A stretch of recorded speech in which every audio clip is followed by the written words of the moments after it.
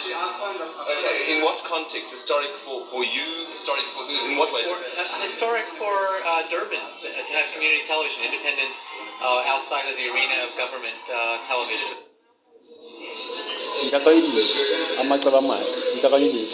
Greater Durban Community Television Station revived.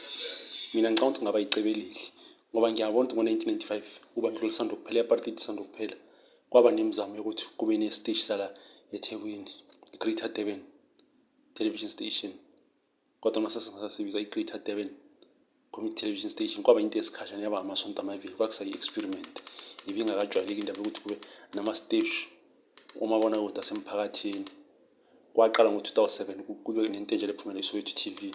Manje iDurban kwaba nemizamo bangaphumelela, kodwa egameni lokuthi bazama ukuthi immediately makuphela ubandlululo bazenzele kuhle. Kuyakhombisa abahlala ngabagoqa izandla. Good attempts, but you can still do it because currently izinto zenzeka la eThekwini akusafani nasekuqaleni ngesikhathi sobandlululo. Ukuthi yonke into ibenzeke eGoli. Ngize ngathola ukuthi kahle kahle ngesikhathi sobandlululo mina ngizelo bandlululo selizophela ngo-1988 ukuthi kwakuyinto eyayiplanwe ngamabhuti, yonke into yenzeke eGoli ukuze bakwazi ukulawula abantu bangakhululeki. Umuntu ngetalent efuna ukuba umsakazi, umethuli, umculi, umlingisi, hayi eGoli. Manje izinto zaqala ukwenzeka la eThekwini ngo-2005, kodwa imizamo yaqala ngo-95. Kuhle ngoba bazama nokuzama, abahlala bagoqa izandla balinde ukuthi izinto zenziwe ngumphakathi, uhulumeni bazenzela bona.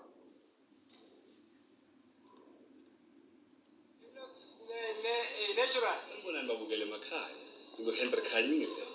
Ngiyajabula ukunethulela isiteshi senu esishasha esizonisa ngakho konke okwenzakalayo eThekwini namaphethelo.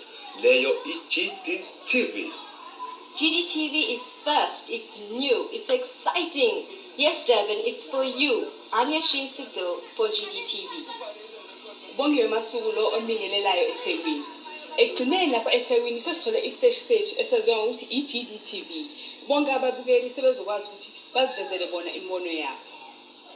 Hello Durban, I'm Rob Wright, and GDTV is finally something we all can get involved with. Wow, that was fun. Now that you've met all our GDTV presenters, so stay tuned for more fun. Kungcono ngoba bazama ukuyenza noma kuthiwa ayiphumelela, kodwa kukhona abakwenzela abahlalanga nje balinde ukwenzalohulumeni.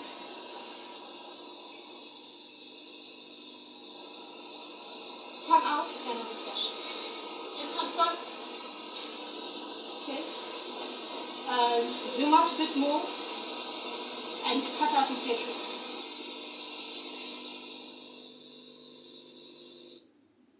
Shuthi kahle kahle kwaba amasonto amabili ngo-1995, then babuye bayizama ngo-2005, kwaba inyanga imbili, 2005 to 2006, kwaba iDecember January. So kuhle bazame nokuzama. Manje mina ngicabanga ukuthi nje into engabuye ngoba into sezenzeka manje.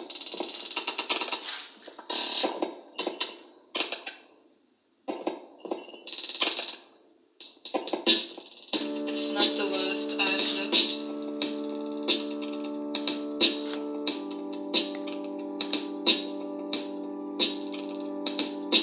It's just the most I've ever cared.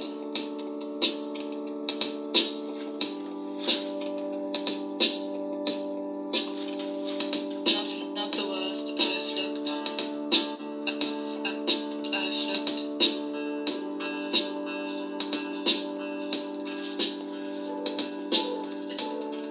It's just the most I've ever cared. We're back again, and now we have an unusual guest, Umanati. Khona manje i-Richards Bay sekune 1KZN iveza kakhulu i-Richards Bay, kodwa ngithola ukuthi nalapha eThekwini sikhona i-studio zakhona, kodwa the main studio ese-Richards Bay. So khona manje sekunama-story amaningi adlala eThekwini, uZalo, Imbewu, iDurban Jane. Ngaphambi kwalokho kwaqala ngomculi woZedurban kaDizozo noProfessor.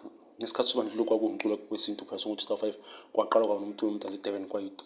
Bavela abaculi basuka lapho, kwangasaba nesidingo sokuthi baye eGoli, sebeya khona abantu amakhampani amakhulu bayiveze mase befuna ukuyimele beza la eThekwini eGagasini. So ngicabanga ukuthi ngaba icebo i-Greater Durban Television ibuye ibe khona, noma kuthiwa ishintshe igama kodwa igama lokuthi izobe ikhona. Kodwa i-1KZN kungcono ngoba iyaqala i-Richards Bay manje yanda yaze afika la eThekwini. Imizamo emihle. Not the worst I've looked. Hi, my name is Clem Kwalazi. I'm from Gwandengezi and I do vision mixing here in Greater Durban Television.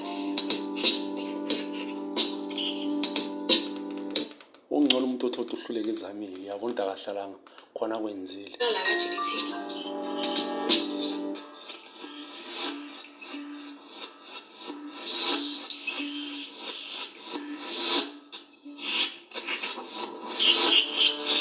It's not the worst I've looked.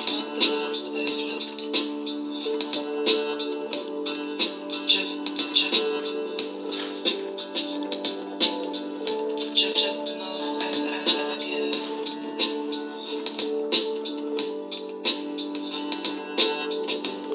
Nginesiqiniseko sokuba kuthiwa mayayibuyise ingaphumelela ngoba amanye amasteshi aqala kamuva. O1 KZN ngo-2011 no-Bay TV esekwaba iMpuma Kapa sebephumelele ngo-2012, so bangabheka ukuthi amaphutha abo baqale phansi ngoba i-1 KZN sikhona khona manje sekunabalingisi abahlala eSikhonto sebabona oThuthukani Mthembu intombazane edlala kuzalo ubukeka umuntu okahle nje asisekho isidingo sokuthi uzuye eGoli unesazwayo, so kungabhalwa ama-local stories, ama-local film, short films bese kuvezwa abalingisi ukuthi sebeyaziwa naba basho ukuthi basafanele. It's not the worst I've looked.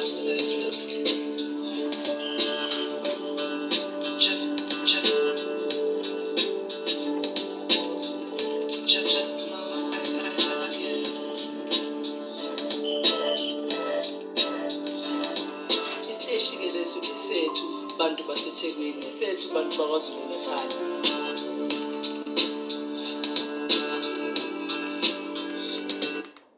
Ungcono umuthi othi umuntu uzamile wahluleka uyabona khona manje sekukhona okunye umuthi othi sekwavela kamuva sekuneyitori eyiningi, so nikakanye linhle amacaba amahle kule-ATS Greater Durban Community Television Station. Mhlambe kulokhu ibe kwenye indawo, mhlambe ibe seduze nala ukhozi lukhona ngoba ngithola ukuthi bebeyenza i-UKZN, mhlambe ivele ibe khona i-SABC lapho ku-KE Masinga ibe ngaphezulu, mhlambe kungaba yicebisi wena cabangani, kodwa igama lothu izobe isibuyile, izobe isisiza abantu abaningi. I-1 KZN inqobile, i-Greater Durban Community Television Station ingahlulwa yini, ndikakanje ngihle kule-ATS. Salute to laba abazama bahluleka bezamile bazama ukuthi itheko baliveze ey'ntweni khona lokhu kuba yiGoli kuphela.